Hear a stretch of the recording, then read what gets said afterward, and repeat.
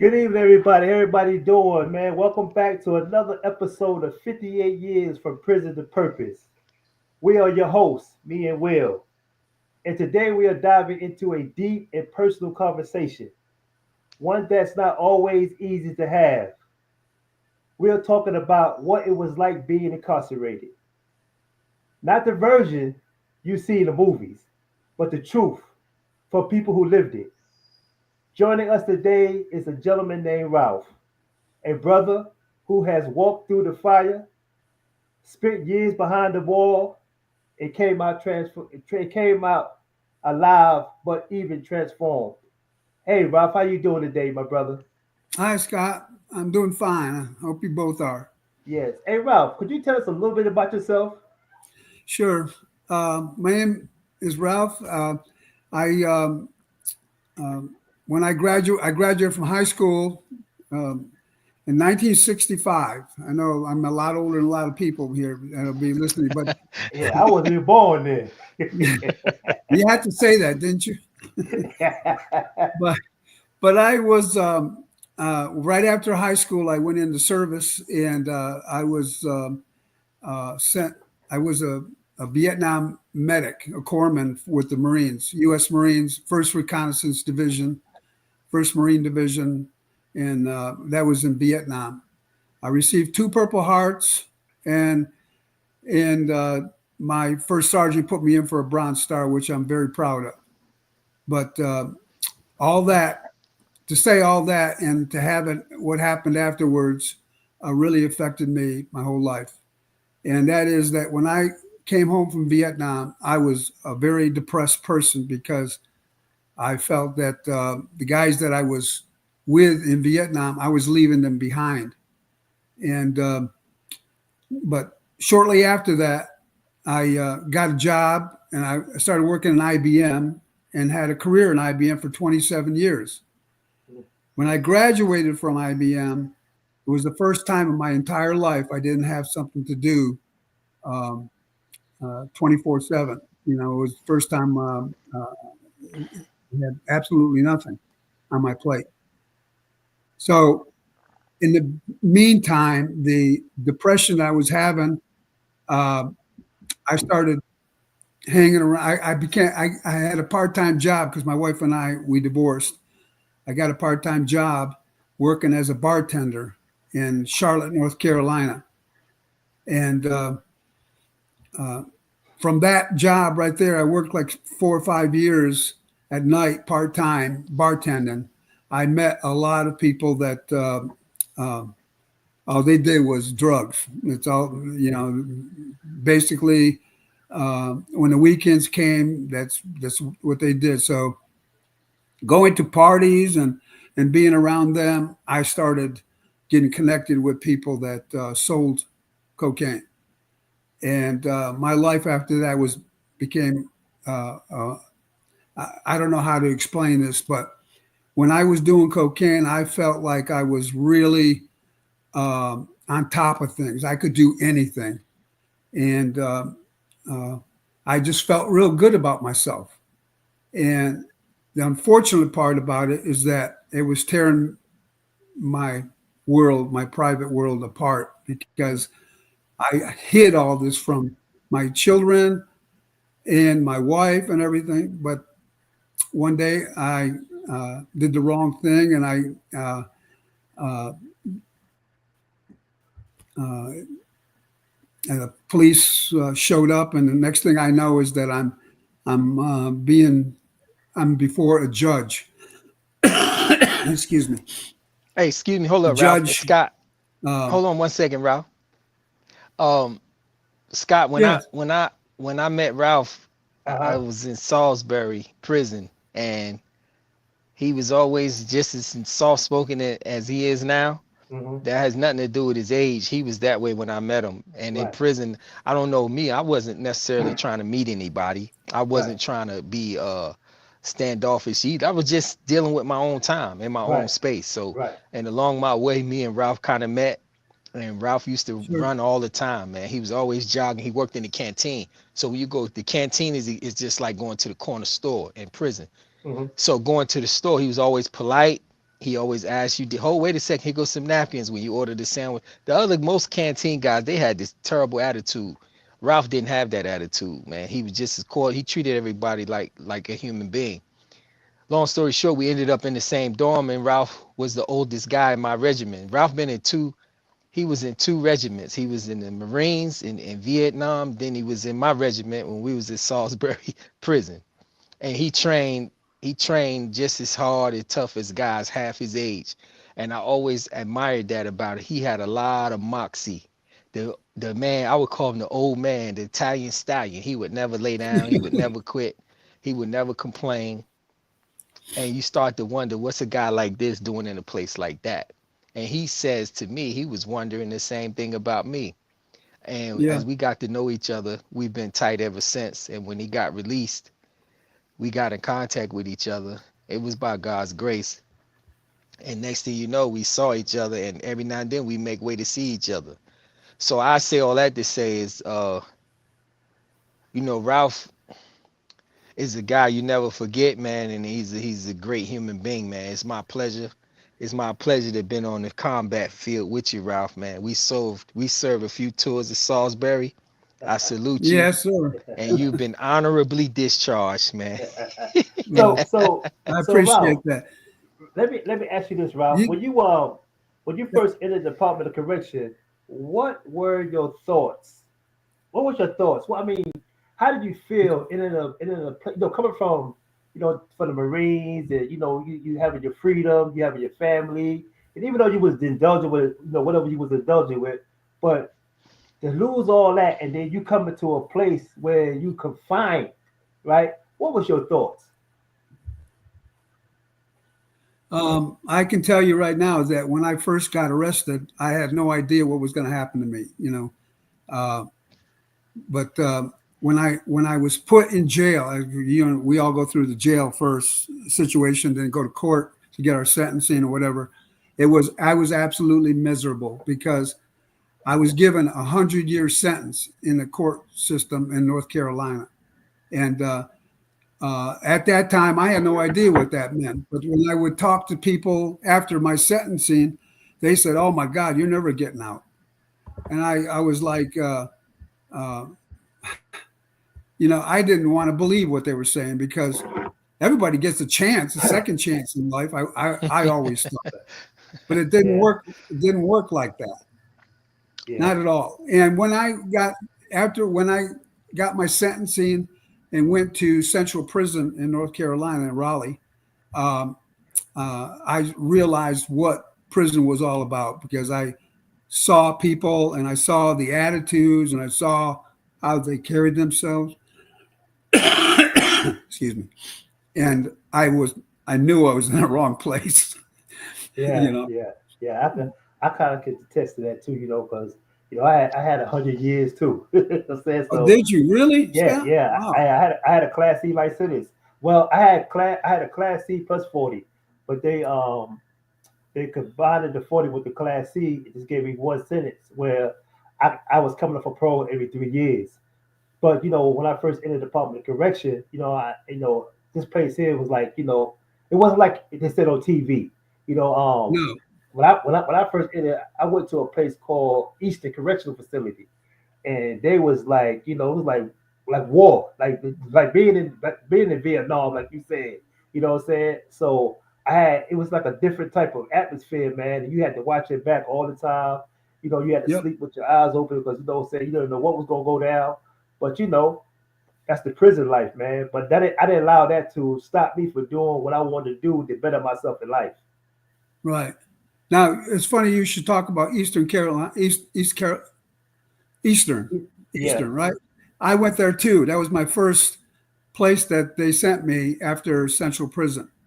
And Mm, when I was sent to Eastern, again, the population there it wasn't quite like Central Prison, right. but you did have to be careful. You don't mess with drugs. You don't mess with the boys. And you don't gamble. I, I I learned that early on. Is you stay Yeah. away from those three things, and you might make it through the system. Yeah. I think Will went to Eastern too, because you was there too, what you Will? Yeah, yeah. I went to East. I went CP first, Eastern, and I could keep. Man, I've been in 11 different prisons. Texas. Yeah, Yeah, that's North Carolina does has very good about sending people. I mean, they'll move you all around the state, yeah. especially if they don't. Oh yeah, If they think that you're running something, anything, it doesn't make any difference what it is, they will get rid of you. yeah. And then you go to another prison, you have to start all over again. And that's sort of Exactly. like a So, punishment. It's like a so punishment. Ralph, what was your at your age coming in? You were probably in your 50s. Now I was 47 when I came into You prison was system. 47 when you came. How old were you when I met you? I met you at Salisbury. It was probably about usually I was probably about 57. Okay, 57. So having a daughter, having children, having been married, having a family, strong. I don't know. Sometimes I'm, and this might not apply to you. Sometimes we think we have a strong family unit, and maybe we do. But when one of us gets plucked out and we do something and we end up in prison, we kind of re-examine what that means having a strong family. Like Right. everything gets challenged Yeah. because of visits, letters, communication, all that gets challenged, and it puts it under a microscope.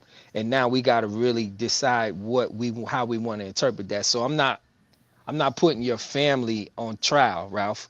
But You're what I right. am asking you is, did you learn some things about your family while you were Oh, in prison that you didn't know otherwise? exactly. That is so true. That part of my family was very supportive. I have three sisters and a brother, and one of my sisters was very supportive of me right off the bat, and the others, it took a few years for that to happen. Uh, my brother sort of like said, "I'm not having anything to do with him." So it Wow. took about 8 years before my brother ever acknowledged anything with me after that. After Hmm. my initial incarceration, he Wow. wouldn't do it. He had no communication with me. Well, go ahead. You want to say something, Will? No, no, I'm Okay, just like emotionally, spiritually, mentally, right? What was the biggest internal battle you faced while you was inside? Because I heard you talk about your family, so Yeah, evidently that was a battle for you. You know what I'm saying? sure. But just being incarcerated, I know it was much more battles that you had to face internal. You know what I'm saying? While you Well, was incarcerated. well, the one thing I did when I first got incarcerated is that I didn't know much about the Christian faith except I was raised in a Catholic family, and but we never had, we never accepted Jesus Christ. You didn't. Catholics don't normally do that, but I did. And when I did that, I after that I started feeling so much better about myself. Mm, And I got saved. Once I got saved, I just felt like, okay, now the battle is between me and the devil. So I got to be strong, and I have the support of Jesus Christ behind me. mm, hey, And did you get baptized? You got baptized in prison, Ralph? not in prison. When I was home on bond, my Oh, okay. I was home on bond. They only gave me 3 weeks bond. That's all. And Mm. wow. I went to an AA meeting because I thought that would help me for my sentencing. And when I went there, I immediately loved the church and everything. And it was in Monroe, North Carolina. And I got saved, and then I got baptized. So, and they were so kind to me. They said, well, the pastor even said that Ralph is going to face a lot of turmoil, Mm, about to face a lot of turmoil in his life. He wouldn't say how much time I was going to do, but he told the parish that. Oh, mm, wow. So that was my first. I had no idea what all this meant. Being a Christian and because I was raised Catholic, and we had different ideas about uh, being saved. And Catholic faith doesn't do that kind of thing. right, right, right. So Wow, wow. so it was a battle for me in the beginning. It was a battle, but I started hanging around with people that were Christians, and Yeah. I And felt. I used to ask Ralph all the time once we got comfortable with each other. Hey, Ralph, let me ask you something. What it feel like you being immersed around all these black guys, man? Is that a culture shock for you? It's a lot of black culture in here. A lot of it I don't adhere to, but it's a lot of that, Ralph. Are you gonna be okay, buddy? And the look Well, on his face, if the I look if on I his can Scott, the look on his face. if I can digress a minute, uh, I talked to Mac William, and I said, William, tell me how do black guys how are they able to slam dunk a basketball? And the shortest black guy can do that. And William told me that they got an extra ligament, and I believed it. I said, "Wow, I wish I had that. I now, couldn't now, touch the bottom of the net." now, don't get me wrong. Ralph and I would be talking like candidly Yeah. about each other. You know, Spike Lee had a movie called Do the Right Thing, right? And it's an Italian guy who has a pizza parlor in a black neighborhood. Hmm. And when the black guy would come in there, they would go back and forth. It was a lot of racial myths, stereotypes brought out in this movie about Right. different cultures, and Yeah, most of it was bull crap, and some of it was true to the culture. And the movie brought out the ignorance of us all, how we got yeah. these ideas about each other when we're more alike in a lot of ways than we're different. Yes, So we Ralph are. and I, not intentionally, our conversations would we would reenact that with Right. each other, and people, black guys who knew me would hear that, white guys who knew Ralph would hear that, and of course they would whisper to me when I got away from Ralph, like, "Yo, you good with him, man? What did he say to you?" And I'm sure they would ask Ralph that. Right. So they don't understand that was our therapy, Yeah, because I knew Ralph the person. Ralph wasn't a white guy to me. Ralph was a Right. person, Right. and he would treat me like I was a person. Right. Right. And Right. I would tell Ralph, the one thing I know for sure, Ralph, I would lean in like this. When you get out of here, you get around all those Italians and you see me, I already know what it's gonna be, Ralph. You're gonna turn the other way and say, that's the guy with the extra tendon. So our therapy, our therapy would be that, how we Right. kind of got that Right. off Right. on each other. And yeah, believe it or not, man, that authenticity, honestly talking about what we thought was Yeah. real and really asking each other about our different cultures, man, Right. it helped us Right. through, man. That's why I Right. brought that up. yeah. Right. I tell you, Right. Scott, I got to tell you that working with William, we would train together, work out together, and I always look forward to that because he would show me the right way to lift weights because I had no idea. I had never lift weights before I went to prison, Right. Right. Right. and I didn't become no bear or buffed up like that in prison. But he showed me the right way on how to exercise, and Yeah. to this day, I still hold those truths. I still think that what he showed me has stayed with me all these years.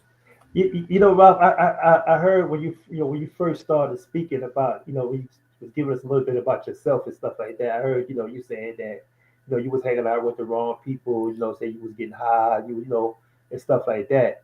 So when you came to prison, what helped you to, transform your whole life, saying, and become a Christian when you was incarcerated? What I'm saying is like, from getting high to come to prison and to change your life.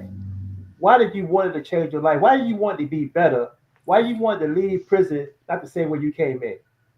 Okay, that's a good question. I I always felt that when I first got arrested, and I was in a county jail, and I'm alone Hmm. for the first, with no one there to help me, I reached out to God Mm. and I asked Him to please help me get through this because I can't do it by myself. And uh, I I had to put it in myself, in my heart. I had to believe that uh, all this stuff that was going on in prison and everything, that I was going to get through this.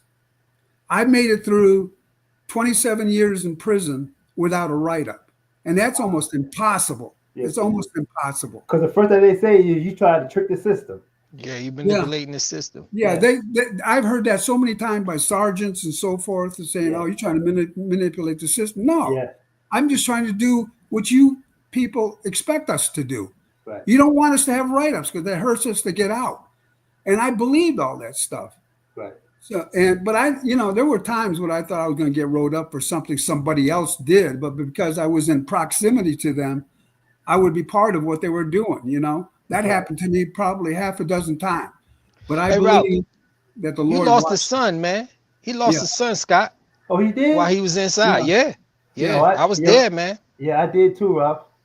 Oh So wow. yeah, I did too. yeah. So you know how I felt. I was Yeah. at Nash Correctional when my daughter called the prison, and they called me from the optical plant up to I didn't mean to cut you off. My daughter called me too. oh, Wow. and they called me to Oh programs. wow. Yeah. And when they called me to programs, the programmer who I didn't know handed me the phone. And when he did that, I knew something bad had happened. Mm-hmm. And my daughter told me, she says that my son had passed away, and that hurt me to my soul. I can't tell you how that hurt me Yeah. because my son and I were very close. And I think William might have met my son at visitation I did. on occasion. Yeah. And when you lose your children, that's the worst Mm-hmm. thing because we're not supposed to outlive our kids. That's right. That's right. You know, it's like, you know, when I was at, I think I was at Orange Correctional Facility. No, I was at Orange Correctional Facility. It was on a Saturday. I never forget. It was on a Saturday. I was in there watching TV, and you know, they said Edward Scott report to the sergeant's office. You don't want to go to the sergeant office. First thing they think is you snitching. You know what I'm Yeah, saying? Yeah. you're So right. so I didn't want to go, right, but he kept calling me. So I shot up there, right. So when I got up there, he said, "Go to the to the nursing station and answer the phone when the phone rang." I said, "Go to the nursing station." That didn't sound right. You know what I'm saying? Because ain't no nurse on Saturday. Ain't no nurse there on Saturday, right? So I go back there, and my daughter said, "Dad, you need to sit down for a few minutes before I tell you what I got to tell you." I didn't know what was going on because I know my grandmother was still living too at the time, so I'm thinking something might have happened to her. And you know what's so wild about the whole story? I had just talked to my son that Tuesday, and you know he played football, the Canadian League. You know he played overseas. Oh, wow. So yeah, so he had sprung his ankle and real bad. And his agent told him to go home and spend some time with your family because you know when you go over there, you got to stay over there for like a year or something like that. Just like you stay, it ain't the regular season like the NFL are. You know what I'm saying? So anyway, make a long story short, he went home. He was hanging out with his cousin. You know what I mean? His cousin got in some type of misunderstanding with somebody. His cousin started fighting with a guy. The guy started beating his cousin up. He jumped in. Somebody came out of the back of the room and shot him in the back. Oh no. Yeah, man. Messed me up, man. Messed me up, man. Yeah. Hmm. I just talked to him too that Tuesday, and I was trying to call him, but I couldn't get through. I was trying to call him. I normally call him every Tuesday and Thursday. We talk every Tuesday and Thursday, but I couldn't get through. So I said to myself, I said, sorry about that, y'all. So my daughter that Saturday, my daughter called, maybe she called and just told me what happened, man. And I blame myself, Ralph. I blame myself for that. Yeah, you probably thought like I did. This might not have happened if I wasn't in prison. Yeah, So yeah, and that's because you have a great guilt feeling because yeah, you feel like you could have prevented it. You yeah, know, yeah, just yeah. like I could have prevented my son passing away. Right. Uh, Yeah, but it was quite. I just don't. I don't wish that on anybody. yeah, yeah. Hey, Ralph, let me ask you something. What are some of the positive things you learned in prison? Some Mm. traits, some habits, some things you learned about maybe about human beings, things you keep, things you keep with you in your day to day. Well, I don't argue with people much anymore. I because in prison arguing can get you killed. It can get you killed. You know, you Yeah, guys know that. Uh, so to me, in prison, if somebody felt like they were better than me or did whatever, I just said, "Oh, I'm sorry you feel that way," and just moved on. It was a learning experience for me because I had never been part of something like that before, and but I knew that the best way to get through all this was to be humble. You know, we had when you're in prison, if you want to get through prison, you do the things I said before. You don't mess with boys, you don't do drugs, and you don't gamble. Those three things are the most important. And I'll add another one. You don't mess with the TV. that's right. Yeah, You that's got right. that right. Yeah, you better not. Yeah. And depending on So what prison, you don't mess with the fan.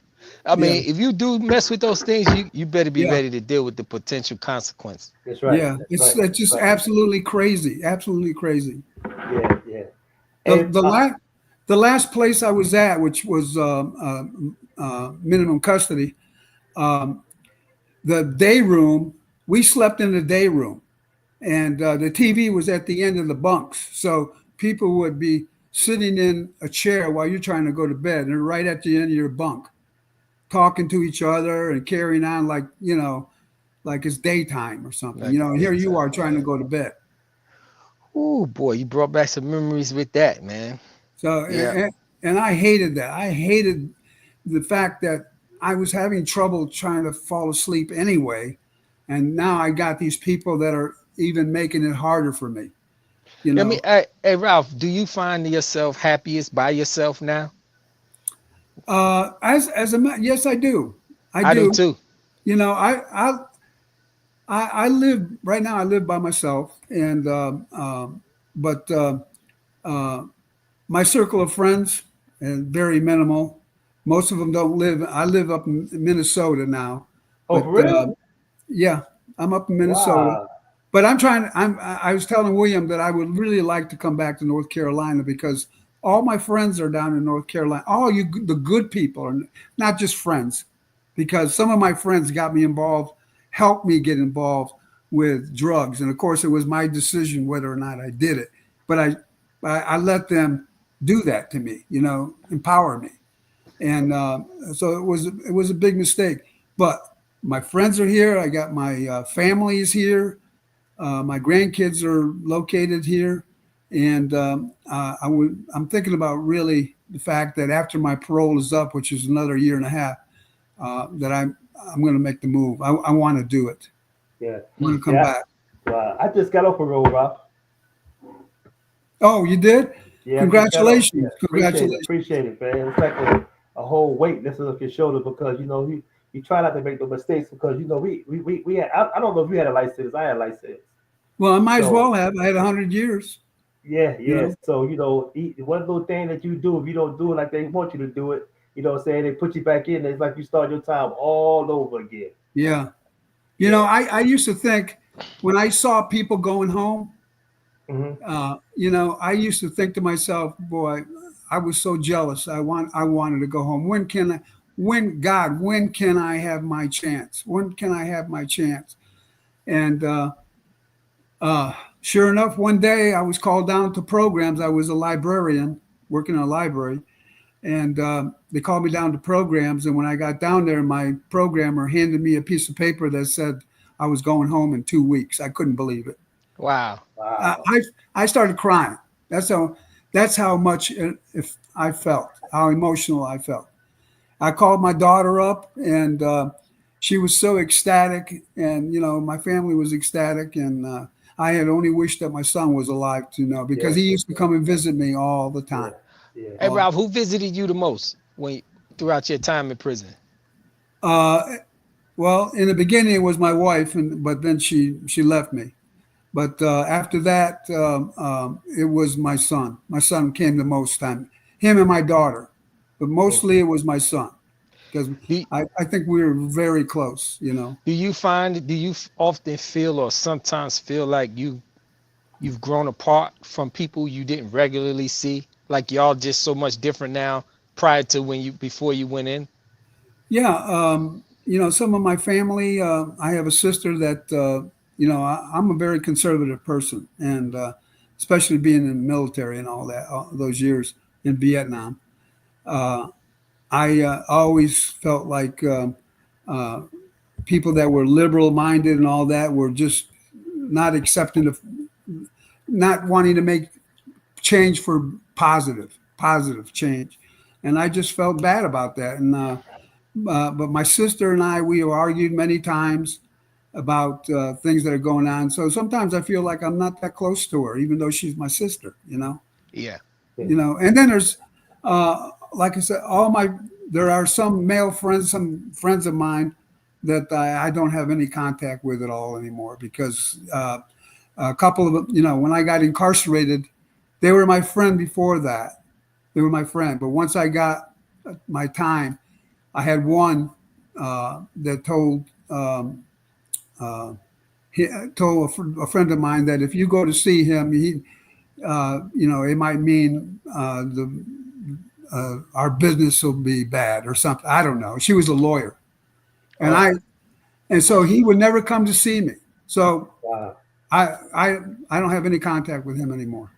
What would you tell somebody? What would you tell your if you, of course, man, you in your 70s, we in our 50s, but tomorrow we know and understand tomorrow is not promised to anybody, No, regardless of no. your age. Right. However, with that being a fact, Ralph, what would you want the world to know about Ralph before you expire? Mm. What you want the world to know about Ralph? Well, that's a tough question. I think I would like to have people know that uh, Ralph became was humbled by his prison experience and Vietnam. Those two things humbled me like you can't believe because I learned early on that life it can be cut off just like the snap of a finger. It Yeah. could be, and that goes for people in prison. You know, we talked about arguments and so forth, like things like a fan or TV. That that could be the end of your life right there. Yeah. Yeah. And I had that happen to we experienced something like that happening when my wife and my daughter came to visit me one time. Somebody was murdered right down the hallway in close custody, and they brought that person right through visitation. Visitation, yeah, that's And right. the kids, Wow. the kids, and the person was dead. And Wow. the Oh kids were yes, started screaming, and it was That surreal. that It was was surreal. crazy then, man. That was It, yeah, it, that's crazy, that's man. how they do it. yeah, they don't care. Wow. They're going to You do was Wow. what at they got to Caledonia do. or Odom? That was at Caledonia. So, yeah, that's how they do Yeah. it, Scott. So Yeah. I mean, I was I at would have never Caledonia too. believed it if somebody, Yeah. if I didn't see Yeah. it. I say, But ain't no way, man. You got people, yeah. civilians in the Yeah, visitation, man. grandmothers, kids, Yeah. bring the Yeah, body right through. Yeah. I and was at then Caledonia too, but I never experienced that part of it. I mean, I experienced stabbings, but I Yeah, never experienced nobody, coming through the visitation where you got your people out there. yeah, That's trauma, man. the yeah. blood was dripping off the gurney that they had him on. They had a sheet Wow. over his head, and then shortly after they brought that through. They brought the two people that murdered him through. They brought him through visitation. That's crazy, right? Yeah, Yeah, and man. they were Yeah. smiling. They were smiling like they had done something great. You know. Yeah, man. Because to me, it makes me feel like the people that runs the prison system, allow that to happen to deter people from coming to see, to see us. You know what I mean? Because when Yeah. they see stuff like that, they don't want to. People don't want to come and come Of and see course stuff like not. that, man. Yeah, of course not. You know, I Yeah, that reminded me. I just saw my cousin came to my daughter's house on Saturday morning. Yesterday morning was it Saturday morning? Yeah, yeah, for a few minutes because I hadn't seen her, but she come to visit me at a couple prisons, and she told me yesterday morning she was absolutely afraid to step into the prison. yeah, Absolutely afraid. She yeah, didn't know what to yeah, expect, you yeah, know.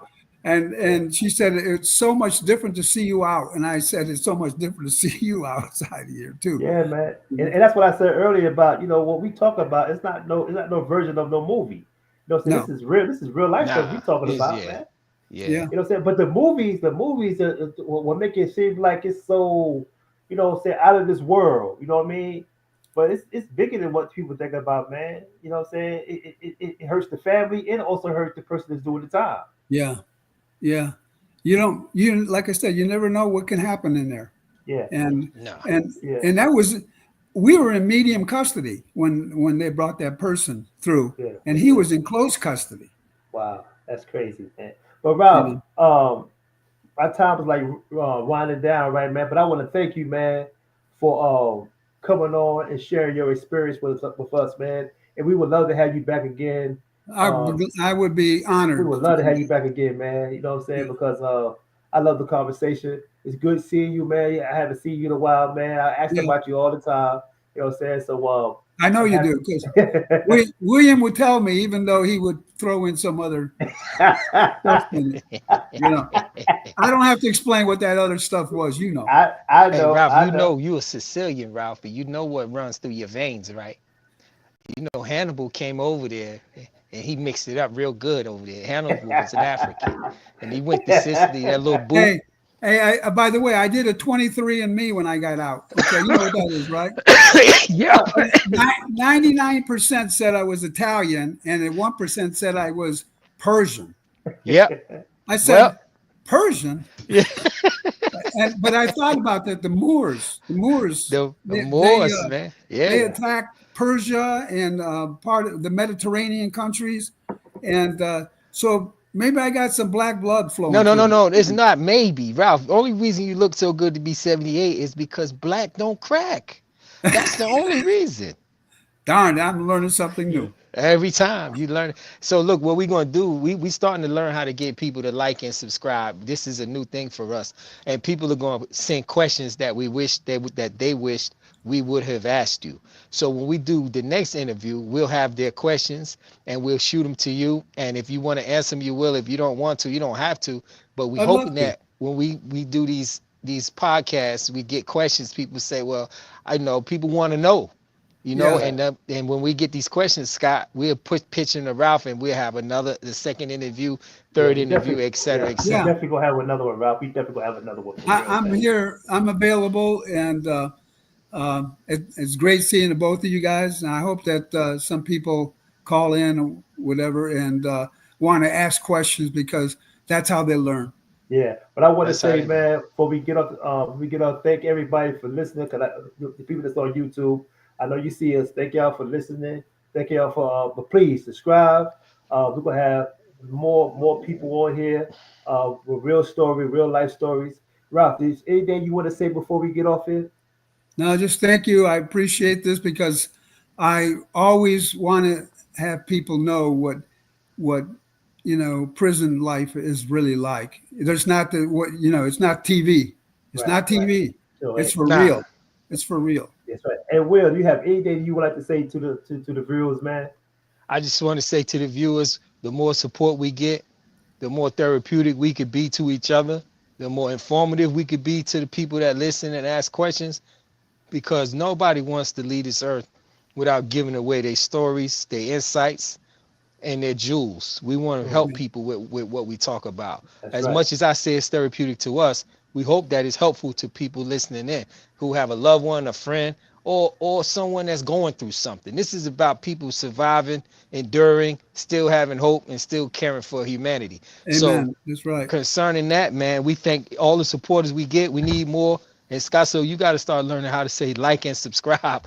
Make that a habit. Yeah, like and subscribe. But definitely, you right. And I look, and I always say it in the little shorts that I be making, man. Like and subscribe, man. Like and subscribe.